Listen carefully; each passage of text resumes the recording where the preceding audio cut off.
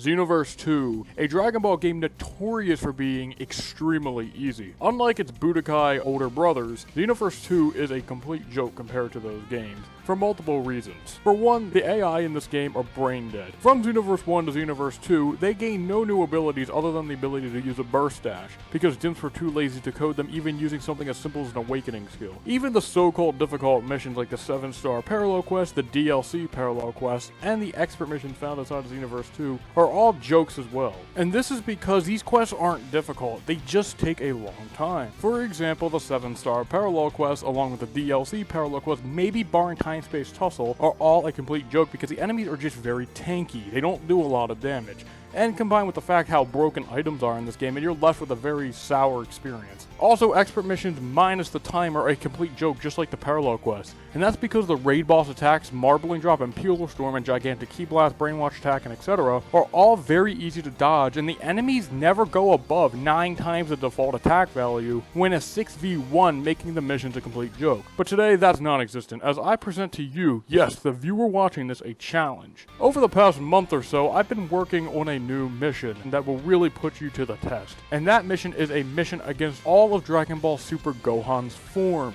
Yes, all of Dragon Ball Super Gohan's forms. I have made quests like this in the past. For example, I've made a quest against all of Goku's forms, all of Vegeta's forms, all of Jiren's forms, and today's all of Gohan's forms. However, this mission is different from those as they all share the similar name structure and actual mission flow. This mission is completely different and I'm going to get into why. So you can find this mission on the mod page, which is not up at the time of this recording. It should be going live in a few days from when this video goes live, or it may already be up depending on what I decide. Just check the description if you're interested in downloading this. However, I will be your guide today on how to take down this mission. This mission is a very tough experience, and you are not going to complete it extremely easily. And without any further ado, let's get into this mission itself. So this mission is named Warrior Upon the Stand, and inside this mission you of course fight Beast Gohan. So by default, usually in my missions, you can pick your character, of course, no shit, and you can also pick a second player as a CPU ally. However, the third player is always locked to being a certain character. Player 3 in the offline versions is always locked to being the Xenoverse 1 character for the most part. So what you're most likely going to experience in this mission is your character, your player 2, and then your player 3, no matter who you pick on the roster, will be replaced with a Xenoverse 1 character, who has a pretty big stat increase, so definitely keep that in mind. This is done to make the AI in this game much more formidable, as they are all set to the max AI level, and these allies on your team have extremely high amounts of damage reduction, and they don't get in your combos nearly as much,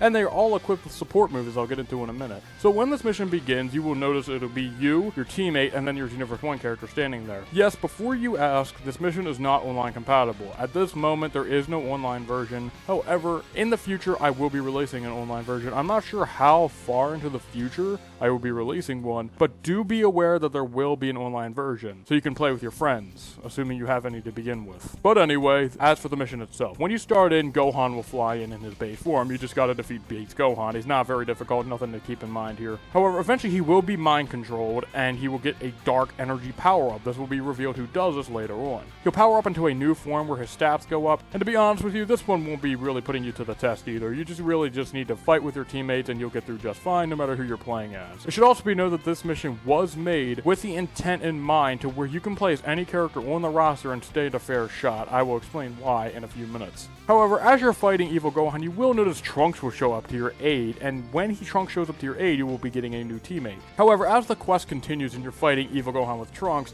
you will notice a cutscene pops up where Trunks will get sent flying out of the map, and then your character will look up and see Dabura. Dabura is the one who brainwashed Gohan, and this quest takes place during a training session for Dragon Ball Super Gohan. Dabura possesses Gohan to refill the Majin Resurrection plan, and he has finally found your location, defeated Trunks, and has Gohan under his control. So what you're going to need to do now is keep fighting Gohan until he transforms into his potential unleashed state. Gohan's a lot more powerful now, but it should still be noted that this part is very difficult, but is nothing crazy. Gohan here has a attack you should be keeping an eye out for, called Scattered Reflection Aura. It's a giant energy ball attack, which when he uses, he'll become invulnerable for about 4 seconds before sending a shockwave out that knocks anyone who is around him to the ground. And then he will be throwing a giant energy ball to whoever he's locked onto, which has insane tracking, so make sure to bring a good evasive skill like Spirit Explosion or Vanish or Guard. hard. However, you will notice as you're fighting Ultimate Gohan, Piccolo shows up. Yes, Power Awakening Piccolo from the new DLC pack is an ally inside of this mission, who does come equipped with some great attacks to help you fend off Gohan,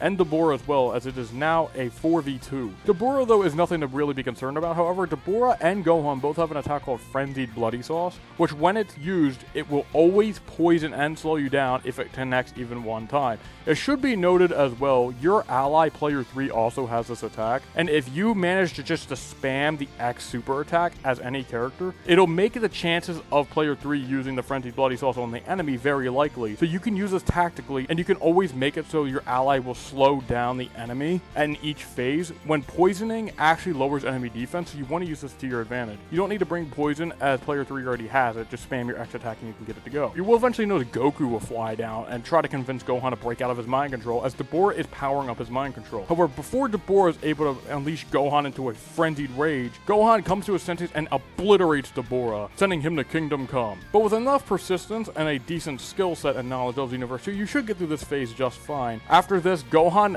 loses a ton of energy and powers down into a Super Saiyan. But as he does this, Cell will fly in, and Cell will notice Gohan is weak and seize the opportunity to take him down. However, Piccolo isn't having any of this either, as he will switch teams from your side to Gohan's side, and now is a 4v2 where Piccolo and Gohan are very strong enemies. This phase is very tough. Watch out for Piccolo's Scattered Reflection aura. His is green, though it has no other effect other than the fact it's just green. It's the same attack as Gohan had last phase. However, after a hard-fought battle, what shouldn't be too crazy, you will get through this phase just fine. You need to knock Gohan and Piccolo's health down to a very specific amount, which is really low, and then eventually what will end up happening is Cell will shoot an attack at Gohan, and Piccolo will jump in front of it. And what will end up happening is, well, I'll just let it play out.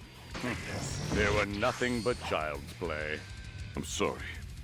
Gohan, you'll have to do this without me. Piccolo! What have you done? How dare you!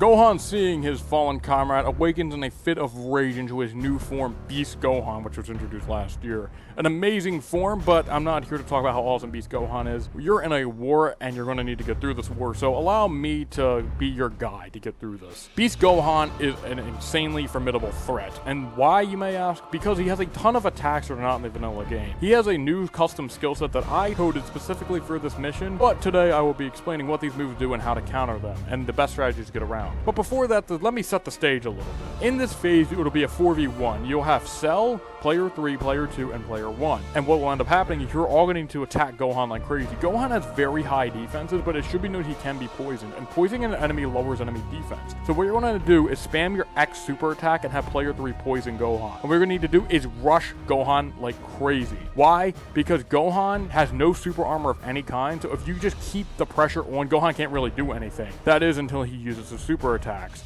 And that is where I will get into what his super attacks do. Gohan has about 8 new attacks, so allow me to go through them very quickly. Gohan has a new attack called the Beast Ray, which is pretty much just Demon Ray. However, it's purple, and it also, no matter what happens, when an AI uses this attack, it'll always do the Kamehameha at the end of the attack. As if you don't know, if you press the button map to Demon Ray twice when using it, and you have 100 ki, you'll do a Kamehameha. However, when an AI uses this attack, it never does the Kamehameha. So I coded this attack specifically for when AI uses it to always use the Kamehameha. However, the extra Kamehameha does not cost any ki, so keep that in mind. Gohan has another attack called the Beast Blitz. If you're familiar with this game's expert missions, it's pretty much a Peeler Storm alternative. The Beast Blitz is a weaker version of Peeler Storm that doesn't do as much damage. However, the first blade that hits, if it hits you and you're not guarding it, what ends up happening is you end up getting slowed down. And then the middle blades don't do anything. However, if the last blade skates you at all, you'll end up getting poisoned. And poison will slowly drain your health and lower your defense. So that was pretty much the Beast Blitz. What you really need to do here is just use your evasive skill or just guard it. Gohan's other attack he has is called the Supernatural. The Supernatural is an attack very familiar to the Marbling Drop found in expert missions. However, this is not the Marbling Drop found in any vanilla expert missions. This is a custom Marbling Drop I made for this Gohan boss specifically, that when it used, it'll shoot a bunch of energy spheres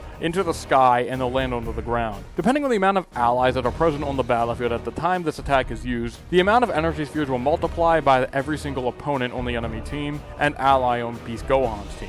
So since Beast Gohan's alone, it will never multiply for his team. So when this is used when Cell's on your team and player 3 and 2, it'll multiply into about 25 different spheres, which will spew all across the map. And what is going to end up happening, these spheres will stay there, and some of them might even track the player. And what will happen if they connect is you will lose your stamina. It doesn't do a lot of damage, but this is a crazy disruptive attack. Because if your stamina is broken, Beast Gohan can seize the opportunity to get you while you're down. So the best way to counter this attack is to bring Super Guard or to fly away. Some of them will track you, but only about 3 of them will. So as long as you're being fast and agile and not too close to Gohan when he uses this attack, as it's very telegraphed when he's about to use it, you should be golden. I know this all sounds absolutely insane and crazy to deal with, but allow me to explain something. Remember earlier when I was talking about the support moves for player 2 and player 3? Well, this is a great time to explain this. Inside of this mission, both player 2 and player 3 get an exclusive energy zone made specifically for this mission, and the first time this attack is used, you will lock on to player 2. And when you lock on to player 2, you can fly over to him,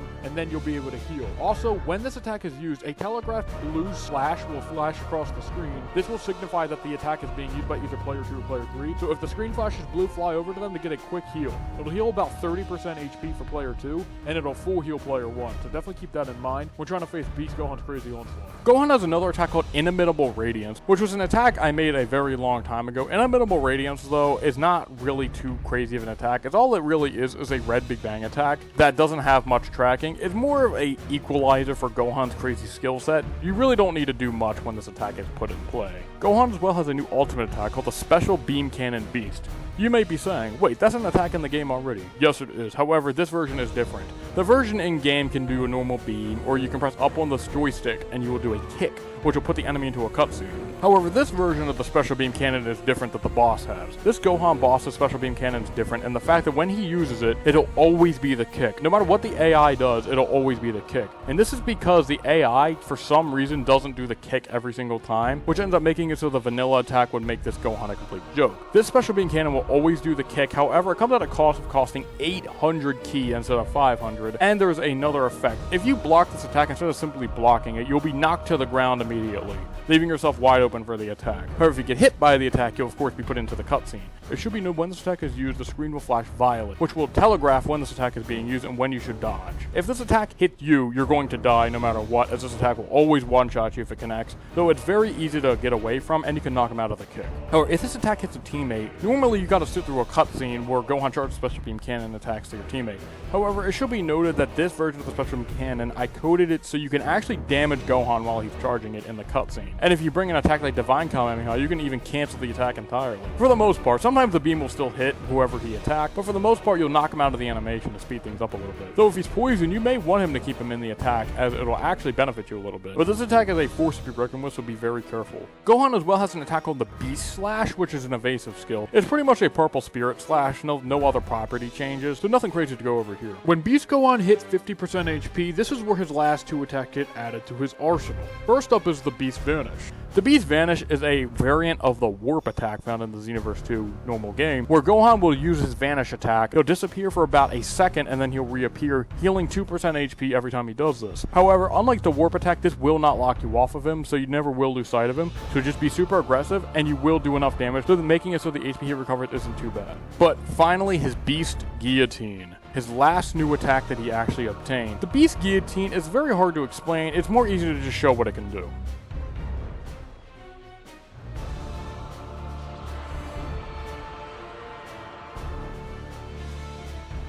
Before you break out your pitchforks, allow me to explain something. Let me explain that Beast Gohan can only use the Beast Guillotine at specific points. Beast Gohan's Beast Guillotine is locked. He can't just spam it. He can only use it when his health is very low or when he takes enough damage. And he can only use it a certain amount of times. So as long as you're being super defensive and you are using Super Guard, bringing a really good evasive, or trying to keep Gohan to where he shoots the attack on the ground to where it won't even track your team, you should be golden. From this point on, you pretty much need to go crazy on Gohan, just keeping the pressure on, and as long as you don't let him get too many attacks in on your team, you should be golden, as Gohan does get stronger the lower his health gets. So make sure as the fight goes on, you are keeping the pressure on and you should be golden. But that's about all I can give you. After Beast Gohan, the quest is over, so you have nothing else to worry about. I congratulate you. You actually managed to complete this quest. I hope you enjoyed it if you managed to play, or if you just watched the video, I hope you enjoyed this as well. This quest took me like 3 fucking weeks to make this shit. The amount of headache-inducing bug testing I don't want to go into, but I think it turned out great. And if you guys have any feedback, suggestions, or comments, feel free to leave them. But guys, that's about all I have time for today. I'll see you all in the next video. Peace out.